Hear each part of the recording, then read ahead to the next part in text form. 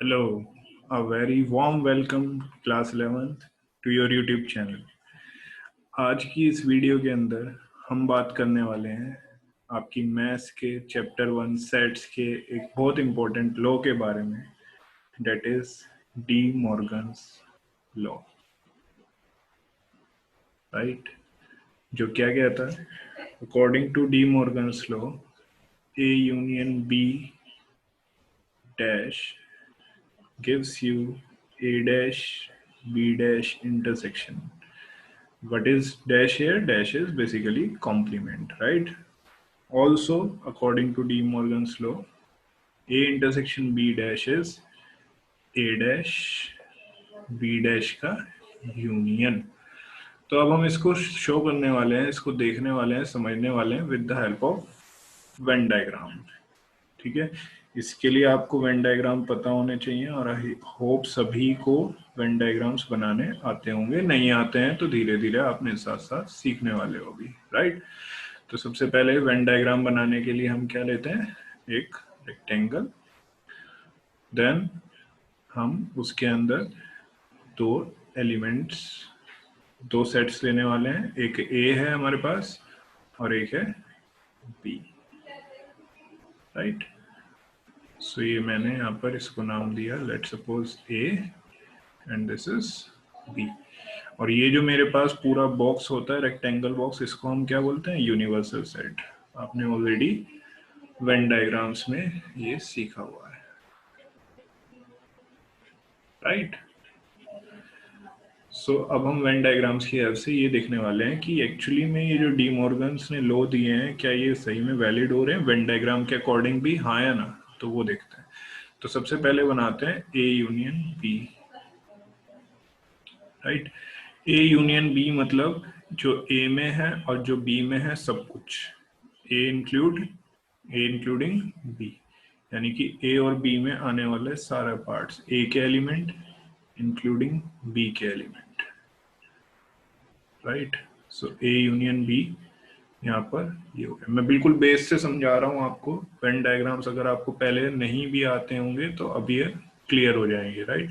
So A union B का क्या मतलब है, ए के सभी एलिमेंट्स और बी के सभी एलिमेंट्स। तो ये जो मैंने शेड किया है that is A union B basically, right, क्योंकि इसमें ए के भी सभी एलिमेंट्स हैं और बी के भी सभी एलिमेंट्स हैं। बट यहाँ पर इसके ऊपर क्या लगा हुआ है, डैश।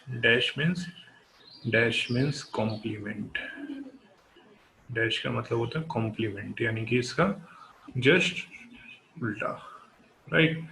तो इसका उल्टा कैसे बनेगा, मैं फिर से एक वेन डायग्राम बना रहा हूँ with the help of rectangle. बस देखते आओ, समझते आओ। ये मैंने एक सेट बनाया ए और ये मैंने दूसरा सेट बनाया B, right.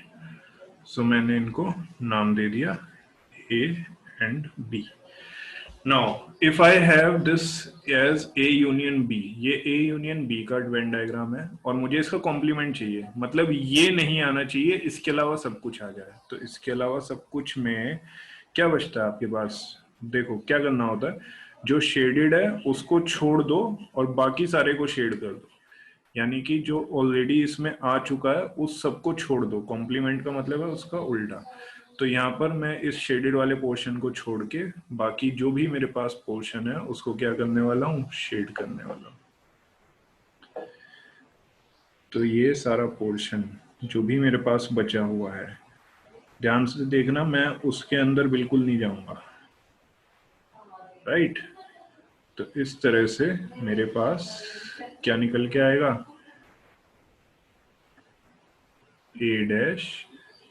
A union B का कॉम्प्लीमेंट, राइट। सो मैंने बेसिकली क्या किया है, यहाँ पर यहाँ ए और बी का बे आपस में कंबाइन हो रहे थे, यूनियन था। अब मुझे उनका क्या बनाना था, कॉम्प्लीमेंट। सो कॉम्प्लीमेंट बनाने के लिए मैंने उनका यूनियन छोड़ के बाकी सारे पोर्शन को शेड कर दिया। I hope everything is clear to everyone till now. Okay, let's continue, आगे की बात करते हैं। अगर आप ध्यान से देखोगे तो यू विल नोटिस कि अभी मैंने लेफ्ट हैंड साइड पे ही काम किया है और लेफ्ट हैंड साइड ही बनाई है, that is A union B dash. A union B का होल डैश, ये बन गया। अब मैं क्या बनाने वाला हूँ, ए डैश और बी डैश। अब ए डैश और बी डैश समझते हैं फिर से वेन डायग्राम की हेल्प से। पहले तो ए डैश समझते हैं। ये हमारे पास एक यूनिवर्सल सेट हो गया, उसके अंदर एक सेट आया ए, एक सेट आया B, right.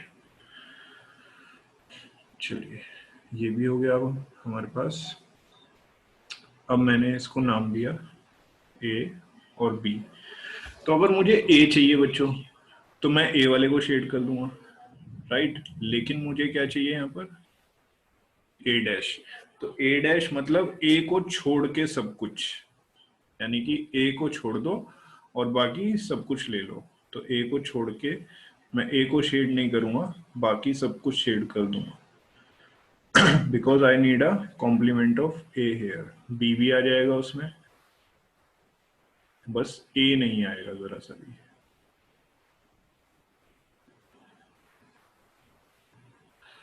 Right. So basically what I have done here is कि मैंने ए का कॉम्प्लीमेंट बनाया है। ये जो वेन डायग्राम बना है ये किसका बना है, ए के कॉम्प्लीमेंट का। क्यों, क्योंकि यहाँ पर ए को छोड़ के बाकी सब कुछ शेड हुआ है, मतलब ए नहीं आ रहा बाकी सब कुछ आ रहा है, right. So similarly you will get, क्या मिल जाएगा आपको, ऐसे ही बी डैश भी मिल जाएगा। एक बॉक्स बनाओगे, बिल्कुल सेम रहेगा बी डैश का बनाने का तरीका भी। उसमें दो सेट्स बनाओगे अपनी साइड से, एक का नाम ए, एक का नाम बी, राइट। ये यूनिवर्सल सेट हो गया मेरे पास। अगर मुझे बी डैश बनाना है बच्चों, सो बी डैश के लिए मैं क्या करूँगा, बी डैश के लिए सिर्फ बी को छोड़ के बाकी सब पार्ट को क्या कर दूंगा, शेड कर दूंगा।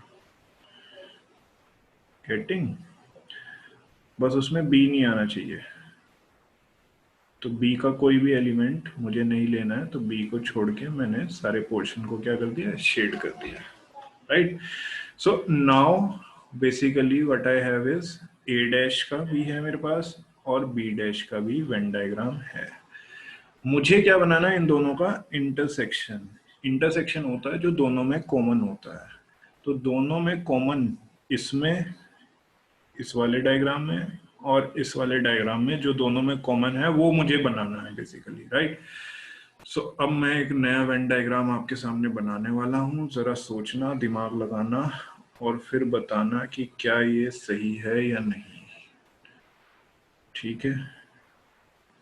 चलिए ये बना दिया हमने यूनिवर्सल सेट और उसके अंदर बना दिए दो हमने सेट्स। नाम देने वाले हम इनको ए एंड बी,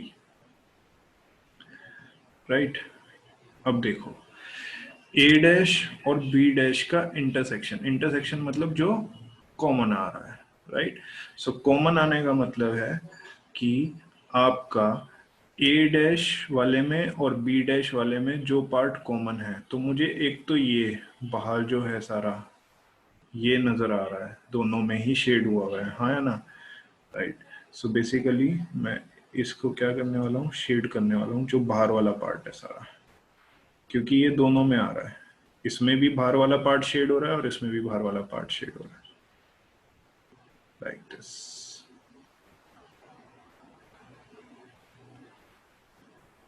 है ना। तो इस तरह से मैंने यहाँ पर वो वाला पार्ट ले लिया। अब देखो इसमें ये वाला पार्ट आ रहा है, ये वाला पार्ट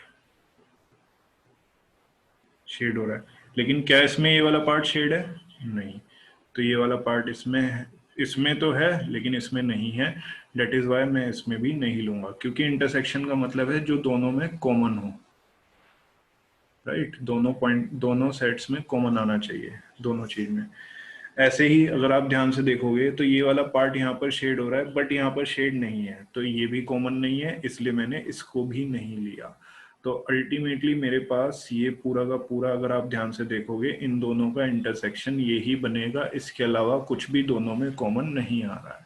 सो ये मैंने वेन डायग्राम बनाया किसका, ए डैश इंटरसेक्शन बी डैश का, राइट। सो अगर आप इसको अब कंपेयर करो इस वाले वेन डायग्राम से, इस वेन डायग्राम को कंपेयर करना है इस वाले वेन डायग्राम से, देन यू विल नोटिस कि ये वाला वेन डायग्राम और ये वाला वेन डायग्राम सेम है, हाँ या ना? Getting? So basically, with the help of Venn diagram, what we have done, we just proved De Morgan's law कि De Morgan's law ठीक है, जो ये कहता है कि A यूनियन B का होल कॉम्प्लीमेंट जो होता है वो A कॉम्प्लीमेंट और B कॉम्प्लीमेंट के इंटरसेक्शन के इक्वल होता है।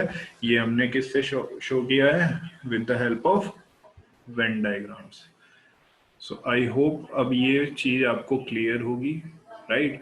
अब सेकंड पार्ट आप इसको खुद से ट्राई करके देखेंगे, सेम अप्रोच के साथ, सेम मेथड के साथ, सेम वेन डायग्राम के साथ। अगर आपका हो जाता है तो I will wait for your comment. इन कमेंट का मैं आपके वेट करूंगा, कमेंट में लिख देना डन। अगर नहीं होता है तो कमेंट में लिख देना नोट डन, देन मैं नेक्स्ट पार्ट में इसको भी एक्सप्लेन कर देता हूँ, ठीक है? अगर आपको कोई भी प्रॉब्लम आती है। I hope you all like this video, please share. Thank you very much, have a very great day, bye bye।